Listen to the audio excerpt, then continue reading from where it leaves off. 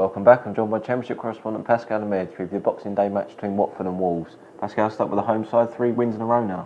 Yeah, and I think they've needed those 3 wins as well, because when you look at the sides above them, even though Derby have had a bad week, obviously they were top, but the other 4 teams have been really good of late. Obviously Brentford, Bournemouth and Ipswich in the top 3 there, they've looked really impressive. And Watford, they need these wins to just keep up with those sides. You know, if they have sort of top 2, automatic promotion ambitions, they've really needed these wins just to keep pace with those sides. And obviously last time out against Reading, that was a really impressive win because they went to Reading, who had a new manager in charge in Steve Clarke, and I think, a lot of people would have picked maybe Reading to get a draw or maybe even better out of that game given the sort of new manager lift they would have had, and especially at half-time because Watford had Angela sent off and he'll obviously now miss this game. But, the way they restricted Reading in the second half, Reading didn't have too many chances, and then Watford took their chance when it came. It was a really good finish from Abdi, a low drive, great goal from him, and he's come up with a lot of big goals recently, and I think that was a huge win for them to, like I said, to keep pace with those sort of top teams, and plenty to build on, and Watford are looking good at the moment. Moving on to Wolves, they picked up a point against a struggling Brighton side last time out. Yeah, I think the fans would have been disappointed with that because obviously the week before they won at Sheffield Wednesday, which ended their terrible losing streak, and